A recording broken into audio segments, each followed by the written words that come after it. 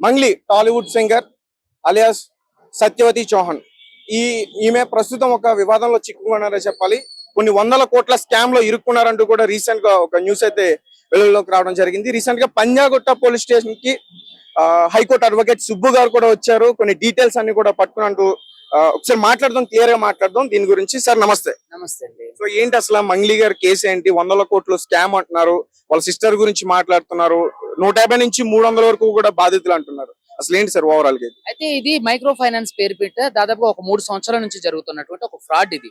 So ఇదేంటంటే రమావత్ మధు అని, తర్వాత బాల్దియ భరత్ చౌహాన్, పాల్దియ శైలజ చౌహాన్ అనే ఒక ముగ్గురు దీన్ని స్టార్ట్ చేయడం జరిగింది. సో ఇదేంటంటే ఫస్ట్ ఇది ఒక వ్యాపారంగా, అంటే ఒక పెట్టుబడి వ్యాపారంగా జరిగింది. దాని తర్వాత ఏంటంటే ఎక్కువ మంది దీంట్లో నమ్మకం పెంపొందించుకొని కోట్ల రూపాయలు పెట్టుబడి పెట్టేసరికి దీంట్లో మంగ్లీ వాళ్ళ తమ్ముడు, మంగ్లీ వాళ్ళు ఇన్వాల్వ్ అయినట్టుగా మనకి బాధ్యతలు చెప్తున్నారు. సో ఓవరాల్ గా ఇది ఏంటంటే ఈ స్కామ్ లో మంగ్లీ సంబంధించిన ఫ్యామిలీ మెంబర్స్ ఉన్నారు, మంగ్లీ చెల్లి కూడా ఉంది. మంగ్లీ వాళ్ళ తమ్ముడు దీంట్లో డైరెక్ట్ గా ఇన్వాల్వ్ అయ్యిండో, మంగ్లీ పేరు చెప్పి వీళ్ళందరూ బిజినెస్ చేశారు.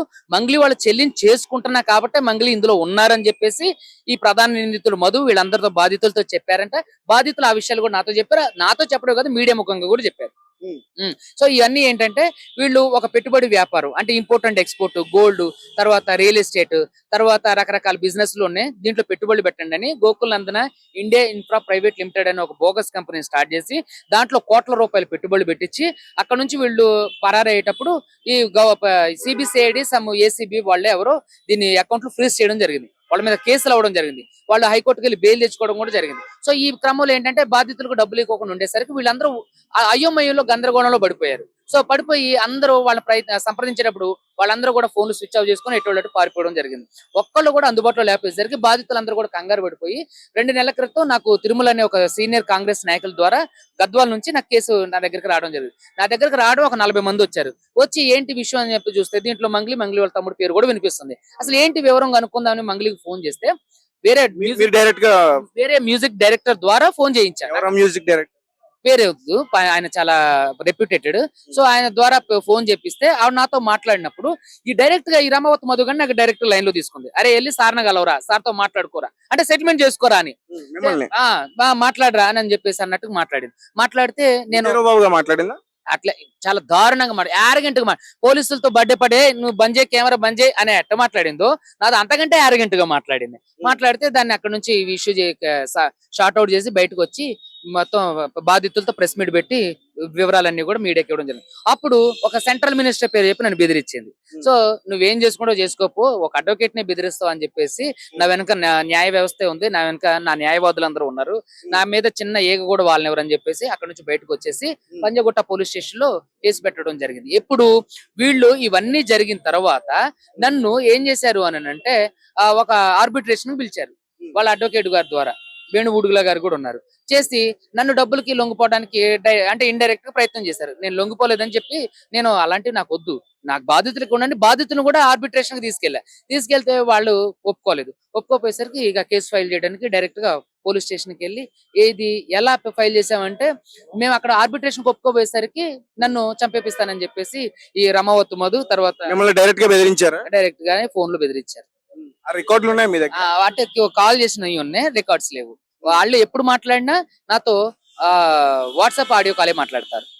అలా మరి ఇందాక మీరు రికార్డ్స్ ఉన్నాయన్నారు కదా, కొన్ని అవి ఫోన్ చేసి బెదిరింపుకు సంబంధించిన రికార్డ్స్ అయినా ఐ విట్నెస్లు ఉన్నారు. బెదిరించినప్పుడు నన్ను దగ్గర ఐ విట్నెస్ లే ఉన్నారు. దాదాపుగా 12 మంది 13 మంది ఐ విట్నెస్ లే ఉన్నారు. ఇదంతా కూడా ఎక్కడ జరిగింది? ఇక్కడే మన Panjagutta police station back side పూజారి నాగేశ్వర గారి ఆఫీస్. అంటే పూజారి నాగేశ్వర సంబంధం ఏంటి అసలు? పూజారి నాగేశ్వర గారు మంగ్లీ అడ్వకేట్, మంగ్లీ గారు అడ్వకేట్, పూజారి నాగేశ్వర గారు. అలా మొత్తం ఎన్ని కోట్లు స్కామ్? దాదాపుగా 150 నుంచి 200 కోట్ల వరకు స్కామ్. దీంట్లో నా దగ్గరకు వచ్చిన బాధితుల దగ్గర మాత్రం 9.5 నుంచి 10.5 కోట్ల వరకు ఉంటుంది. అంటే బాధితులను కూడా భయపెడుతుందని చెప్తున్నారు కదా. అంటే ఇందులో డీవియేషన్స్ తీసుకురావడానికి ప్రయత్నం చేస్తున్నారు.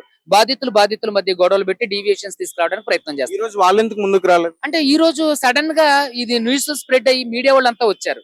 సో ఇది మీడియాని మీరే కదా ఫాలోఅప్ చేసింది, ప్రెస్ మీట్ కండక్ట్ చేసింది మీరే కదా. అంటే నేను పిలిచింది ఒకళ్ళని, కానీ మిగతా ప్రధాన మీడియాలందరూ కూడా నా దగ్గరకు వచ్చి ఈ రోజు నాకు తెలియకుండానే ఆ ఎఫ్ఐఆర్ బయటికి రావడం, న్యూస్ బయటికి రావడం, తర్వాత ప్రధాన మీడియా వాళ్ళంతా నాకు ఫోన్ చేస్తే అందరికి సంబంధించిన అఫైర్స్ అన్ని బయటకు వచ్చాయి. అన్నికి సంబంధించిన ఎఫ్ఐఆర్ బయటకు వచ్చాయి. సో లాస్ట్ లో చెప్పండి, ప్రముఖ ఒక రాజకీయ నేత ఉన్నారు అని చెప్పేసి అంటున్నారు, ఆమె వెనక ఎవరు? అంటే సెంట్రల్ మినిస్టర్ పేరు వాడింది, అది చెప్పడం సబబు కాదు. ఎందుకంటే ఇప్పుడు నేను కూడా ఉన్నాను అనుకోండి. అంటే స్కామ్ అంటున్నారు కదా, దీంట్లో వాళ్ళకు కూడా ఏమైనా ఇన్వాల్వ్మెంట్ ఉందా? లేదు లేదు, అందులో వాళ్ళకి ఇన్వాల్వ్మెంట్ లేదు. అంటే వాళ్ళ పేరు చెప్తే నేను భయపడతానని చెప్పి, అంటే ఈ కేసు వాపస్ తీసుకుంటానని వాళ్ళ పేరు చెప్పింది. వాళ్ళకి ఎందుకు ఇలాంటి చిల్లర దందాలు ఉంటాయండి? వీళ్ళేదో చిల్లర దందాలు చేయడానికి అలాంటి వాళ్ళ పేర్లు ఉపయోగిస్తుంటారు. సో బాధితులతో పాటు మిమ్మల్ని కూడా బెదిరించారు. బెదిరించి చంపేస్తామని కూడా బెదిరించారు. అందుకని ఈ రోజు ఎఫ్ఐఆర్ కూడా అయింది.